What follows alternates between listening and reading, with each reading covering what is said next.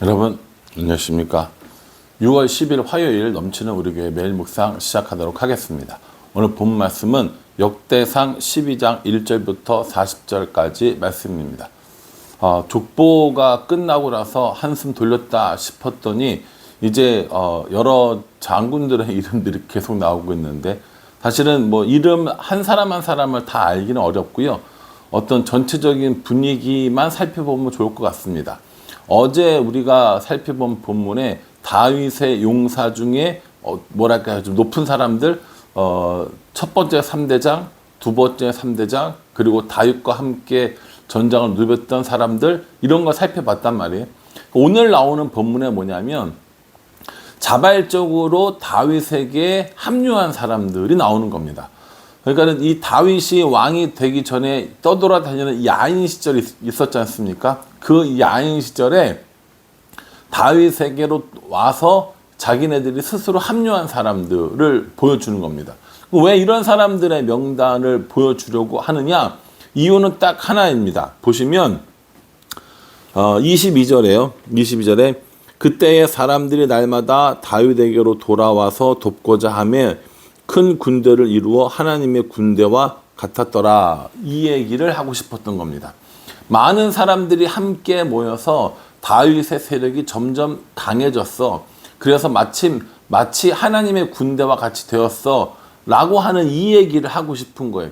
근데 그냥 이야기하면 사람들이 그걸 믿어요? 안 믿죠? 그러니까 뭐 합니까? 자신에게, 다윗에게 이 자발적으로 투항해 온, 자발적으로 합류한 사람들의 명단을 쭉 이야기를 해주는 겁니다. 오늘 이 1절부터 나오는 명단은요, 사람 이름보다는 좀 구조를 알고 계시는 게 좋겠어요. 두 장소가 나옵니다. 첫 번째는 시글락이 나오거든요. 1절에요. 다윗이 기스의 아들 사울로 말미암아 시글락에 숨어 있을 때에 그에게 와서 싸움을 도운 용사 중에 든 자가 있었으니, 이렇게 얘기합니다. 시글락에 있을 때 왔던 사람들인 거예요. 이 시글락이라고 하는 지역은 이 남쪽 지역인데요. 그 당시에는 블레셋의 이 영토였습니다. 이 시글락 지역을 다스리던 왕이 가드 왕 아기스인데요. 블레셋 사람 가드 왕 아기스인 거죠. 거기에서 이 바울이 숨어 지냈었거든요. 한 1년 4개월 정도.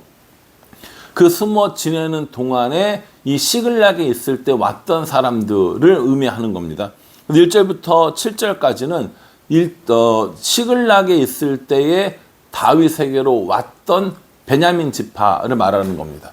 여러분, 지금 다윗은 왕이 아니었어요. 다윗은 왕이 아니었고 이 시글락에 사울을 피해서 숨어 있었습니다. 그런데도 불구하고 사람들이 모여들었다라는 거예요. 근데 어떤 사람들이 모여들었느냐? 2절에 보면 그들은 활을 가지고 좌우손으로 놀려 물매도 던지며 화살도 쏘는 자요, 베냐민 지파 사울의 동족인데 그 이름은 이러하니라. 이렇게 얘기합니다. 기가 막히지 않습니까? 베냐민 지파라는 거예요. 사울의 동족인데 다윗을 도우러 왔어. 이렇게 얘기하는 거죠. 그래서 뭡니까? 베냐민 지파마저도 이렇게 다윗에게 오는 사람들이 있었어. 그 사람들은 활도 양손으로 쏘고 물맷돌도 잘 돌리는 아주 기가 막힌 용사들이었어. 이거 얘기하는 거거든요. 1절부터 7절까지 나오는 시글락에서 다윗에게로 왔던 사람들인 거고요. 두 번째는 8절부터 15절까지인데, 여기서는 어떤 그 곳에서 모였냐면 요새에서 모입니다. 요새요. 8절이요. 갓사람 중에서 광야에 있는 요새에 이르러 다윗에게 돌아온 자가 있었으니 다 용사요 싸움에 익숙하여 방패와 창에 능히 쓰는 자라. 그의 얼굴은 사자 같고 빠르기는 산의 사슴 같으니. 얼굴은 사자 같겠죠. 그리고 발은 산의 사슴 같겠죠. 다윗을 도우러 왔으니 얼마나 이뻐 보였겠습니까? 이 무리들은 이런 광야 혹은 뭐 엔게디의 이런 요새에 있을 때 다윗을 찾아온 사람들이었습니다. 이 사람들도 뭐예요? 다 용사고 싸움에 익숙하고 방패와 창을 능히 쓰는 사람들이라는 겁니다. 전쟁에 굉장히 능한, 싸움을 잘하는, 심지어 우두머리인 이 사람들이 다윗에게로 지금 몰려들고 있다라는 걸 이야기해 주는 거고요. 세 번째는요, 16절부터 18절까지는 이 베냐민 지파와 유다 자손 중에서 요새에 이르러 이렇게 얘기하거든요. 그러니까 앞쪽에 맨 앞에는 시글락, 그 다음에 요새, 그 다음에 시글락, 이렇게 네 부분으로 나눠서 사람들이 돌아온 것들을 이야기해주고 있다라는 겁니다. 세 번째 단락인 이 16절부터 18절까지의 말씀을 보면 아마세라는 사람이 나와요. 베냐민과 유다 자손들 중에서 이렇게 데리고 오죠. 그 사람들을 데리고 왔는데 그 중에 여기 보면 아마세라는 사람이 있었던 겁니다. 다윗이 아마세에게 너 진짜 우리 이 조직에 합류하러 온 거야? 아니면 거짓말로 온 거 아니야? 라고 이렇게 얘기를 하는 거예요. 왜냐하면 혹시라도 거짓으로 투항할 수도 있으니까. 그때 이 아마세를 통해서 하나님께서 다윗에게 어떤 예언과도 같은 말씀을 해 주십니다. 18절에 그때 성령이 30명의 우두머리 아마세를 감싸시니 이르되 다윗이여 우리가 당신에게 속하겠고 이새의 아들이여 우리가 당신과 함께 있으리니 원하건대 평안하소서. 당신도 평안하고 당신을 돕는 자에게도 평안이 있을지니 이는 당신의 하나님이 당신을 도우심이니라 한지라. 다윗이 그들을 받아들여 군대 지휘관을 삼았더라. 이렇게 얘기합니다. 유다 지파와 베냐민 지파 사람들을 데리고 온 거예요. 요새에 있을 때. 그 광야 요새에 있을 때 데리고 오니까 다윗이 너 진짜 투항하는 거야? 진짜 우리를 함께 하는 거야? 라고 얘기했을 때 성령이 이 아마세를 감싸서 성령으로, 우리말로 하면 성령으로 충만해져서 그렇게 얘기합니다. 당신도 평안하고 당신을 돕는 자도 평안하고 하나님께서 당신을 돕고 있습니다. 도우십니다. 라고 이렇게 이야기하는 거죠. 여러분, 이 얘기를 들었을 때 다윗이 얼마나 큰 위로를 받았겠습니까? 그렇죠? 다윗만 그랬겠어요? 다윗 주위에 있는 사람들도 얼마나 이게 힘이 됐겠습니까? 그러니 시글락에서도 요새에서도 계속해서 다윗을 돕는 사람들이 있다라는 것이죠. 19절부터 22절에 아까 말씀드린 것처럼 시글락에서 다시 다윗에게로 투항한 사람들이 나오는 겁니다. 그리고 22절 마지막에 그때의 사람이 날마다 다윗에게로 돌아와서 돕고자 하매 큰 군대를 이루어 하나님의 군대같이 되었더라 라고 이야기하면서 지금 다윗의 군대에 사람들이 계속 모여들어서 마치 하나님의 군대와 같은 이런 조직이 되었어, 이런 힘을 갖게 되었어 하는 것을 우리에게 말씀해 주고 있는 겁니다.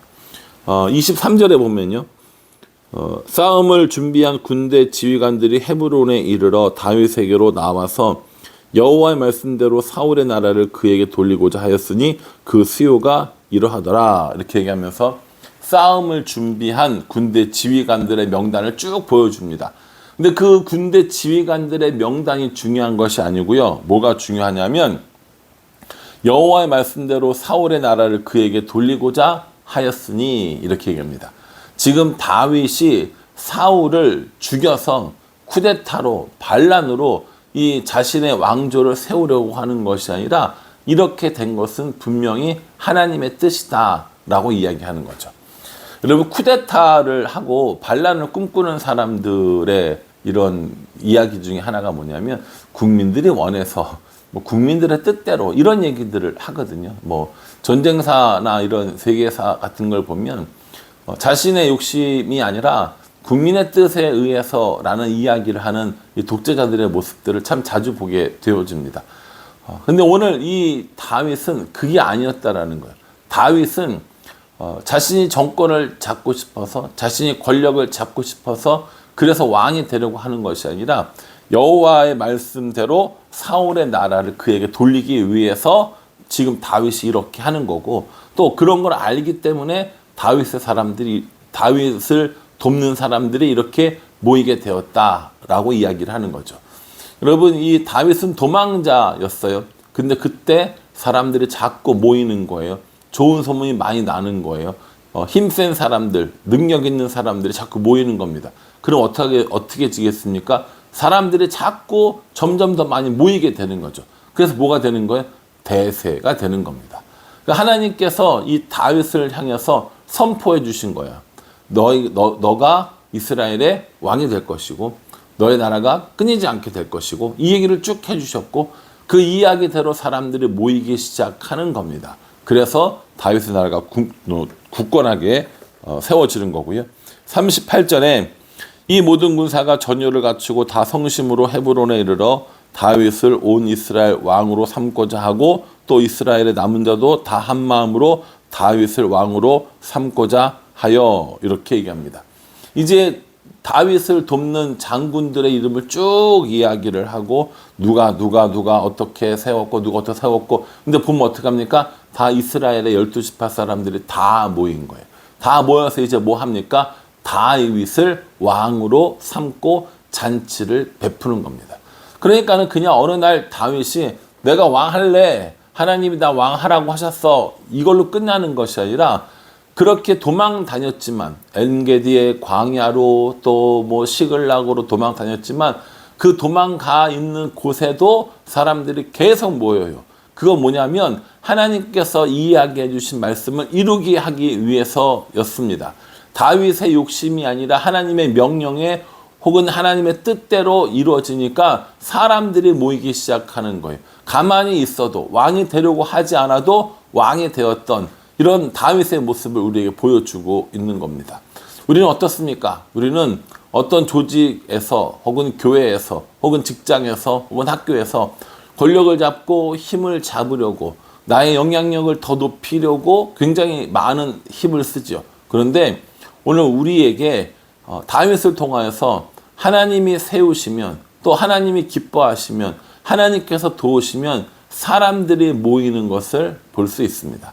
사람들이 모이고 나라가 든든히 세워지고 조직이 든든히 세워지고 이런 일을 한다라는 것이죠. 이제 다윗은 온 이스라엘의 왕이 되었습니다. 온 이스라엘의 왕이 되어서 이제 무엇부터 할 것인지 다윗은 결정해야 되는 순간이 왔습니다. 그건 이제 내일 본문 말씀이고요. 오늘 본문 말씀을 묵상하면서 나는 하나님이 나를 도우시는가 아니면 나 스스로 나를 도우려고 하는가 라는 생각을 한번 해보게 되었습니다. 하나님께서 도우시리라고 하신 이 아마새의 이야기, 이 아마새를 통하여서 하나님의 평안이 또 선포되어지기도 합니다. 하나님께서 도우시면, 하나님께서 함께 하시면 그 일이, 그 조직이, 그 삶이 어렵고 힘든 것이 아니라 끊임없이 돕는 손길들이 있다라는 겁니다. 그러니 우리가 할 일은 권력을 잡으려고 하고 힘을 가지려고 하고 왕이 되려고 하기보다는 하나님의 도우심을 구하는 것, 하나님과 동행하며 사는 것, 저는 그게 더 맞다고 생각합니다. 그러니 저 여러분 이 말씀 묵상하면서 다윗이 그랬던 것처럼 우리도 하나님의 도우심을 구하고 하나님을 바라보며 하나님과 동행함으로 말미암아 더 강해지고 더 힘이 써지는, 그래서 그것으로 하나님의 영광을 돌리는 그런 삶을 살았으면 좋겠다라는 생각을 해봅니다. 저의 개인적인 삶도 그렇고요. 여러분들의 이런 속해 있는 공동체, 뭐 가정이나 직장이나 학교나 어디든지 그랬으면 좋겠고요.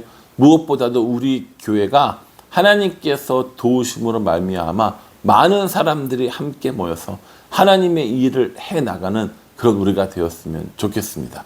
성도들이 많아져서 자랑하기 위함이 아니라 성도들이 많아져서 뭔가 큰 일을 꾸며보기 위함이 아니라 성도들이 많아져서 함께 하나님 나라를 위해 살아가는 것, 그것이 저의 소망이고 또 우리의 소망이 돼야 하지 않을까라는 생각을 해봅니다. 하나님께서 도우시는 가정, 하나님께서 도우시는 학교, 하나님께서 도우시는 직장, 하나님께서 도우시는 우리들의 삶, 그리고 하나님께서 도우시는 우리들의 교회가 되어서 하나님의 큰 일을 이루는 우리 모두가 되기를 주님의 이름으로 축복합니다. 기도하겠습니다. 하나님, 다윗의 용사들의 이름을 살펴보았습니다. 시글락에 있던, 요새에 있던, 어디에 있던 하나님의 사람에게로 모여들었던 용사들을 봅니다. 우리들에게도 이러한 은혜를 주셔서 내 힘으로 잘 되고 내 힘으로 성공하는 것이 아니라 하나님과 동행하여 하나님의 도우심으로 성공하며 하나님 나라의 큰 일을 이루는 우리가 될 수 있도록 은혜 베풀어 주시옵소서. 예수님의 이름으로 기도합니다. 아멘. 하나님보다 앞서가지 아니하고 하나님 도움 아니고 내 도움으로 내 힘으로 살겠다고 이야기하지 않고 하나님의 도우심을 바라며 또 많은 사람들과 함께 하나님의 큰 일을 이뤄나가는 우리가 되기를 간절한 마음으로 기도하겠습니다. 감사합니다.